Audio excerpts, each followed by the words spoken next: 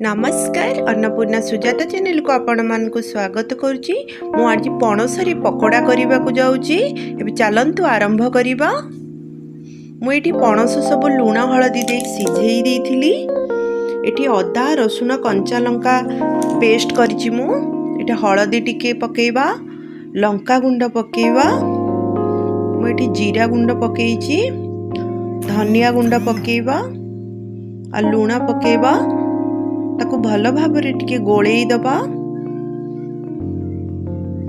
एठी मु cornflour 2 spoon पकेइछि आ बेसन देइछि 1 स्पून आ धळा राशि देइछि मु 1 स्पून।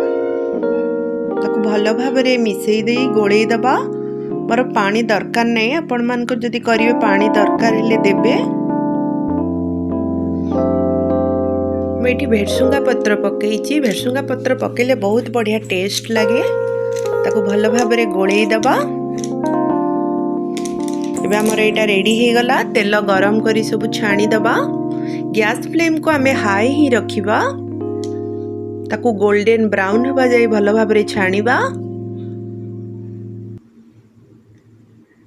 एटा आपण माने घरे निश्चय थरे बनांतु, खाइबा को बहुत बढ़िया टेस्ट लगे। जदि मो रेसिपी आपण मान को भल लागिला लाइक शेयर सब्सक्राइब करने को भूलिबेनी। Thank you.